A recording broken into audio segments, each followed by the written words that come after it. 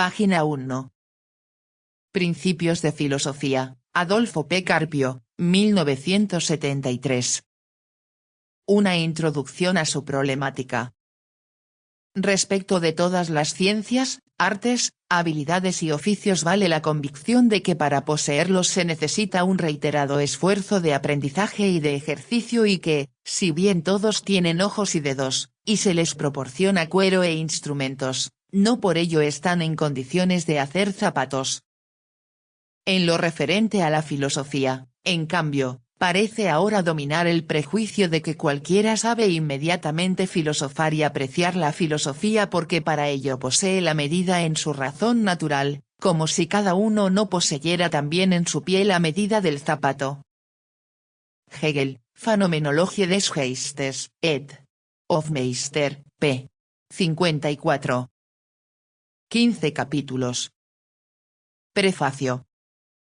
La primera versión de este libro con el título de Lecciones de Filosofía, Buenos Aires, Glauco, 1971- se hizo apresuradamente sobre la base de versiones grabadas de mis clases en la Facultad de Filosofía y Letras, Universidad de Buenos Aires, y se agotó a los pocos meses. Con carácter experimental, por así decirlo, había sido preparada no sin vacilaciones de mi parte con el propósito de facilitar el estudio a los alumnos que deseaban manejar un texto que fuera más de fiar que los tradicionales, y al parecer tristemente insuprimibles, apuntes. La circunstancia de que aquella edición se agotara en breve plazo, y sobre todo la de que no pocos colegas y estudiantes, y otros que, sin serlo, de algún modo sienten preocupación por la filosofía, manifestaran su interés por el libro, me llevó a revisarlo por completo y ampliarlo en buena medida. Ello ha sido hecho con cierta premura, desdichadamente, pero dilatar su aparición hubiese equivalido probablemente a no llevarla ya a cabo, en parte porque me reclaman otras cuestiones, en parte porque cuando este tipo de obras se alejan demasiado de nosotros en el tiempo, terminan por no satisfacemos más, ni en lo mínimo. Es de esperar, pues, que futuras ediciones la vayan mejorando, para lo cual será de importancia decisiva la crítica que los colegas, y en general todo lector, quieran dirigirle, y que con sinceridad espero. La introducción a la filosofía admite innúmeras variaciones. Todas ellas, empero, lo son de tres tipos capitales, las que se ofrecen como resumen o epítome de determinado sistema o filósofo, y que pueden llamarse doctrinales las que se limitan a presentar una historia más o menos completa de la filosofía, y que se llaman históricas, y las que pretenden más bien sugerir o suscitar el sentido de los problemas propios de la filosofía, son las críticas o problemáticas. El enfoque aquí adoptado es predominantemente histórico-problemático. Pues lo que el libro busca es introducir al lector en la filosofía, lo cual significa, no en la filosofía que el autor comparta o en la que satisfaga ciertas preferencias de tal o cual público, sino iniciación en su problemática. No está dirigido, pues, a los que ya tienen su posición tomada o han resuelto sus problemas, ni tampoco a quien busque respuestas hechas, sino a quien desconoce, o desea o necesita comprender, la problemática filosófica. Lejos de la pretensión de proporcionar un sistema, a manera de traje de confección, se procura dar una idea, lo más rigurosa posible, al principiante, y a muchos que no se ocuparán profesionalmente de filosofía, del sentido de la actividad filosófica en sus diversas formas, en sus manifestaciones más diferentes y ejemplares.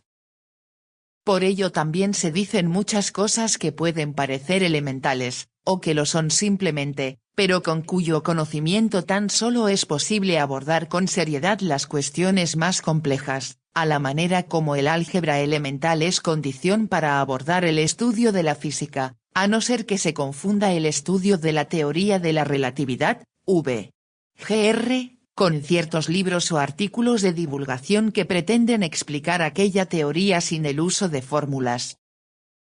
De ello depende la circunstancia de que no se traten casi nada más que los problemas metafísicos, gnoseológicos y éticos, tal postergación de la estética, la filosofía del derecho, la filosofía política, etc., reside precisamente en el carácter primario y fundante de aquellos problemas. Sin duda habrá lector que hubiese deseado solo la presentación de una determinada corriente o sistema filosófico, tomismo, o kantismo, o marxismo, o existencialismo, etc. Mas enseguida es preciso advertirle que posiblemente no sea ese el modo correcto de encarar el estudio de la filosofía, sino que de tal manera es probable que se la confunda con una ideología, o una concepción del mundo o una religión, y si bien la filosofía con todo ello tiene relación, no se identifica con nada de ello.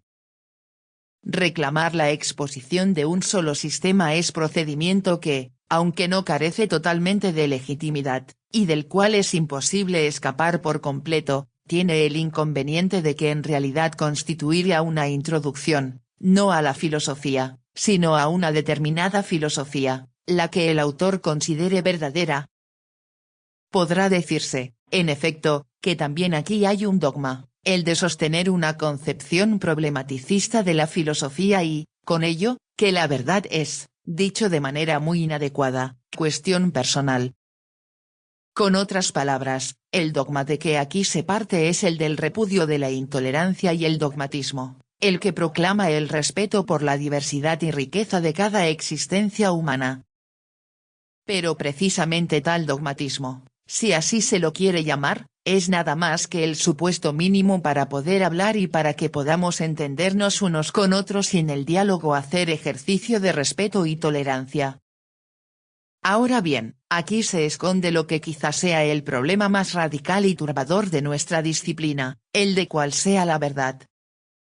Porque consideradas las cosas neutralmente, no puede decirse que la filosofía de Husserl, por ejemplo, sea más verdadera que la de Platón, o que la supere.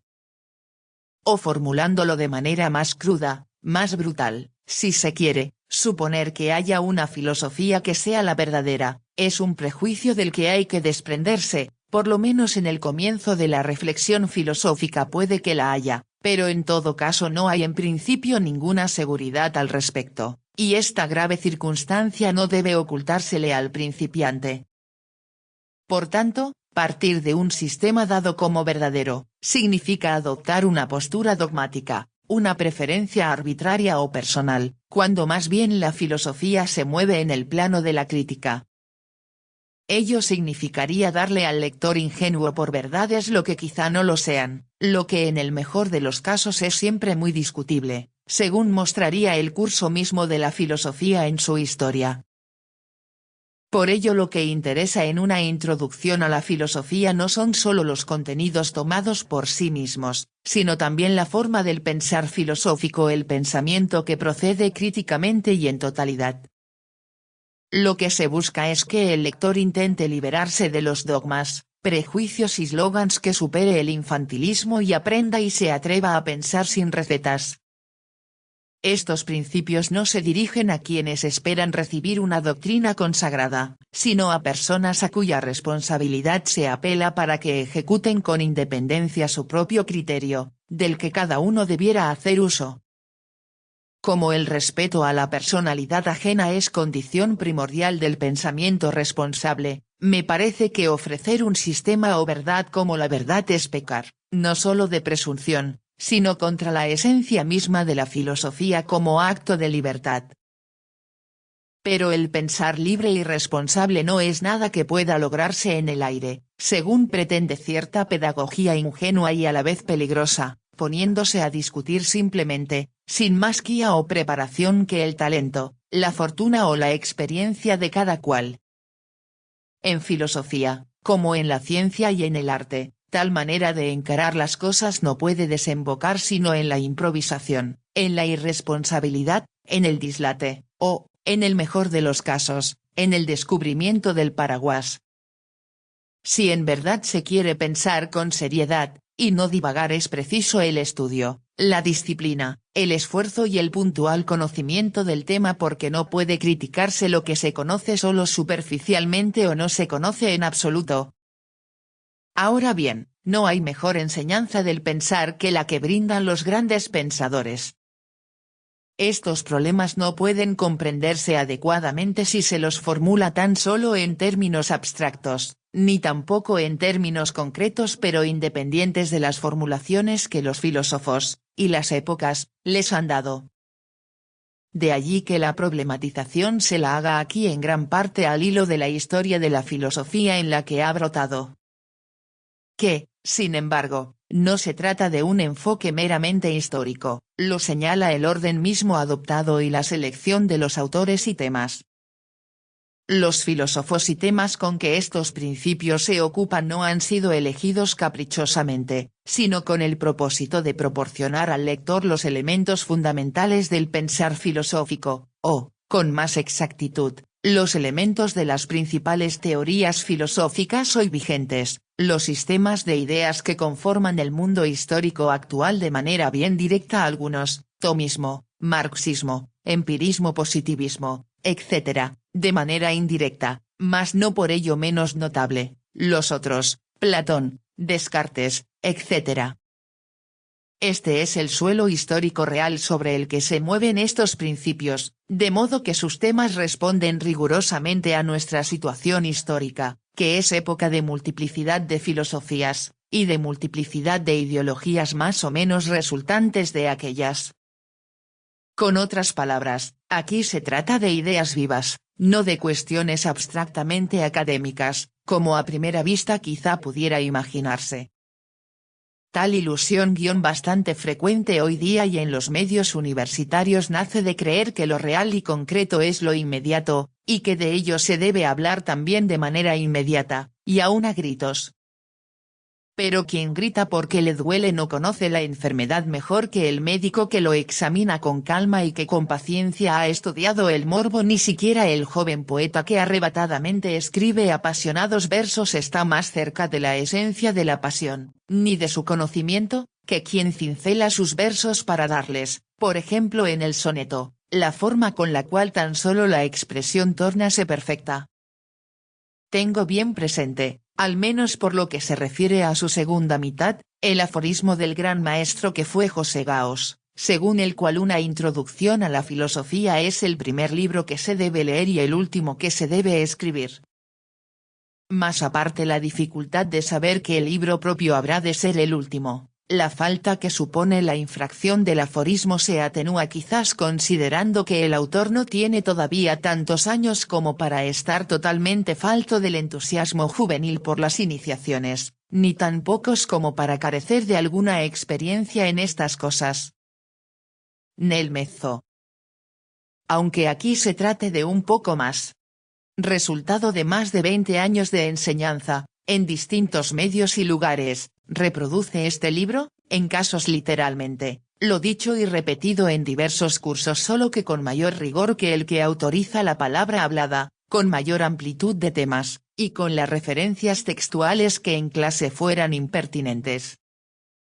No estará de más observar, cosa que el entendido advertirá sin que se le diga, que fue forzoso en muchos casos recurrir a simplificaciones, que las exposiciones de los filósofos no son completas, no cubren la totalidad de su pensamiento, ni son en varios casos todo lo rigurosas que debieran serlo. Ello ocurre en mayor medida al comienzo, pues era necesario comenzar de alguna manera. No obstante, he procurado proceder siempre con la mayor objetividad, y sobre todo hasta donde era posible sin desmedro del fin introductorio evitar la falsa claridad, que no significa sino el escamoteo de los problemas. Quienes me han reprochado que solo haya criticado a Marx, harán bien en fijarse en que todos los autores tratados han sido sometidos, de una manera u otra, a la crítica, y que si en el caso de Marx se hace de forma más explícita y con elementos más concretos, ello depende de la índole misma del pensamiento marxista. Maltratados, en cambio, lo han sido los filósofos analíticos, sobre todo, el genio de Wittgenstein merece una exposición detallada, que espero poder dedicarle en una futura edición. En este sentido, he tratado de no esquivar las dificultades o, más todavía, señalar que en ellas está la filosofía viviente, aún a riesgo de que el lector tropiece con ellas, antes que deformar al filósofo y darle al principiante una idea falsa de lo que está en cuestión. Las dificultades, además, se van incrementando a medida que se avanza, y especialmente como no podía ser de otra manera a partir de Kant, que constituye algo así como la prueba de fuego para todo el que aspire a un mediano nivel de comprensión en estas materias. Las repeticiones en que he incurrido dependen en parte del origen oral de la obra, en parte del deseo de claridad y de hacer resaltar las relaciones entre los diversos temas y filósofos.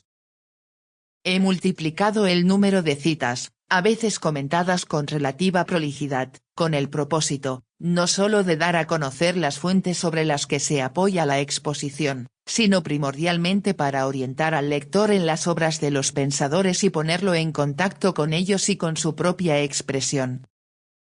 Porque no deberá olvidar nunca que la auténtica filosofía solo se encuentra en la obra de los grandes filósofos, es su lectura directa la que brinda las grandes enseñanzas, como la brindan los grandes poetas y escritores y no los manuales de literatura. Es entonces su estudio directo lo que se recomienda, y no la lectura de comentaristas o críticos, que debe reducirse al más estricto mínimo, y si es posible en el idioma original, porque el lenguaje de la filosofía como el de la poesía es demasiado esencial para tolerar las traducciones. Mas puesto que, de todas maneras, en la mayoría de los casos habrá que recurrir a ellas, y casi todos lo hacemos, cada capítulo va acompañado de indicaciones bibliográficas, aunque muy breves, porque si bien hubiese sido fácil confeccionar largas listas de libros, de poco le servirían al principiante las indicaciones, pues, quieren ser de efectiva orientación, y se ciñen, en general, y siempre que fue posible, a las obras que pueden hallarse más al alcance de la generalidad de los lectores, que puedan servirle de real ayuda y, dado el caso, que estén traducidas al español. Espero publicar a la brevedad una antología de textos para ejercitaciones, como acompañamiento o complemento de estos principios. Adolfo P. Carpio. Septiembre de 1973. Prefacio a la segunda edición. Salvo correcciones de algunas erratas notorias, los principios de filosofía se reimprimieron reiteradas veces, 18, sin cambios. La rapidez con que se fueron agotando las sucesivas tiradas mostró que la obra llenaba una real necesidad. Ello, junto con la circunstancia de que el libro no solo se utilice en el ambiente universitario, y no únicamente en cursos introductorios, sino también en institutos del profesorado secundario y aún en la enseñanza media, o entre profesionales cuyo interés primordial no es el filosófico, o entre personas preocupadas de una manera u otra por la cultura, todo ello me ha persuadido de intentar esta segunda edición. Tal como se verá, el texto original queda en buena parte intacto, con excepción de algunos detalles de estilo o de la introducción de algún cuadro o esquema con que aclarar o fijar mejor las cuestiones tratadas. El problema que se me planteó era el de ampliar o reducir el número de temas y autores estudiados.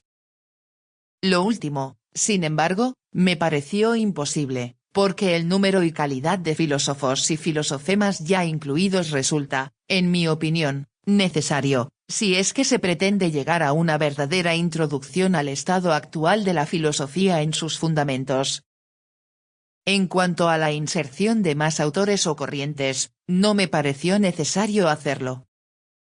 Hubiese sido relativamente fácil incluir un capítulo sobre Plotino, Locke o Bergson, pero las bases o las consecuencias estaban ya dadas en la exposición de Platón o de Hume, y Bergson, por su lado, cae relativamente fuera del esquema general del libro. Alguien me ha reprochado la ausencia de Spinoza, no obstante el genial filósofo figura en su lugar justo, como seguidor de Descartes. En fin, se puede señalar la ausencia de una exposición temática de Leibniz. Pero no era cuestión de multiplicar el número de filósofos o corrientes a examinar, sino solo presentar los elementos de las principales teorías hoy vigentes, como se decía en el prefacio a la primera edición. Por otro lado, y hasta donde sé, No parece que se haya ido más allá de donde alcanza este libro lo que suele darse por novedad, no es más que una variación más o menos ingeniosa, o alambicada, o peregrina sobre lo ya filosofado. Y como en filosofía es preferible la profundización a la extensión, me he limitado a la ampliación de algún punto de Platón y Aristóteles, y sobre todo a ofrecer una imagen más completa del pensamiento de Kant con mayores detalles sobre la crítica de la razón pura y con una exposición de la crítica del juicio, por lo general olvidada entre nosotros o reducida solo a la parte estética, así como a un desarrollo algo más completo de la estética de Hegel, aunque quizá demasiado esquemático, y de su filosofía de la religión, todo ello con el propósito de hacer más evidente la enorme riqueza y amplitud del pensamiento hegeliano. Al capítulo correspondiente a Husserl he agregado un epílogo consagrado a la crisis de las ciencias europeas, que completa la imagen del filósofo y lo vincula con los problemas más premiosos de nuestro tiempo. En lo que se refiere a los filósofos analíticos, después de considerar bien la cosa, he optado por dejar intacto el texto de la primera edición, casi los he pasado por alto, por considerar dicho cruda y dogmáticamente que representan un estadio de la filosofía que no ha pasado aún por Kant, que no ha logrado asimilar la filosofía crítica y se limita a cuestiones de filosofía del lenguaje que van más allá del marco predominantemente metafísico, que es lo que en lo capital constituye el tema de principios. Sin duda la filosofía del lenguaje toca y encierra muchas cuestiones ontológicas, como es evidente en Aristóteles, Vico, G. von Humboldt, Husserl y Heidegger, pero la orientación analítica parece hacerlo con olvido o desdeñando las cuestiones metafísicas y con la atención puesta en una lengua determinada, tal como lo hizo Austin con el inglés. En el prefacio a la primera edición prometía yo dedicar una exposición pormenorizada al genio de Wittgenstein. Y la promesa queda cumplida en esta nueva edición, si bien mi opinión sobre el filósofo Vienes, después del estudio detenido de sus dos principales obras, ha variado y no será injusto reprocharme que lo considere como no filósofo o antifilósofo, con lo cual este libro se afirma aún más en lo que ha sido, por lo menos desde Sócrates, el gesto clásico de la filosofía, preguntar, en tanto que la pretensión última de Wittgenstein ha sido la de eliminar las preguntas filosóficas. Entre nosotros, Borges señaló que no hay otro enigma que el tiempo, cosa que según Wittgenstein, en cambio, sería ejemplo de lo que no hay que pensar. Con seguridad no ha de faltar quien juzgue como presuntuosos estos juicios míos sobre Wittgenstein, sobre todo si se tiene en cuenta la muy abultada literatura que existe sobre él. Pero en la medida en que me sea lícito expresar una opinión personal, la figura de Wittgenstein ha sido agrandada excesivamente y es preciso reducirla a sus límites justos, lo cual significa no olvidar que fue un pensador carente de formación histórico-filosófica, y ello precisamente en época en que la historia de la filosofía se ha convertido en pieza esencial del método propio de nuestra disciplina, aun en su órganon, sin la cual se corre el riesgo de caer en todo género de banalidades sin cuento ni cuenta. O de inventar la pólvora. Respecto de este tema, el lector podrá preguntarse si Wittgenstein no es el anticipo o reflejo de esta época en la cual todo quiere ser light, el siglo del café sin cafeína y sobre todo de los tranquilizantes para cada ocasión, la era del último hombre que profetizó Nietzsche, el tiempo del hombre de hechos, Husserl, época de videos y no de meditación. No pienses, sino mira, era exigencia de Wittgenstein, y si somos capaces de recordar los ejemplos de Sócrates y de Kant y asumir el denuedo de la tarea siempre inconclusa, pero digna, de pensar. La disyuntiva es clara, pues así como la ciencia de hechos solo produce hombres de hechos, CFR o compárese capítulo 13, sección 18. Ciencias puramente formales producen formas de hombre, sin médula ni substancia. Adolfo P. Carpio. Enero de 1995. Página 14.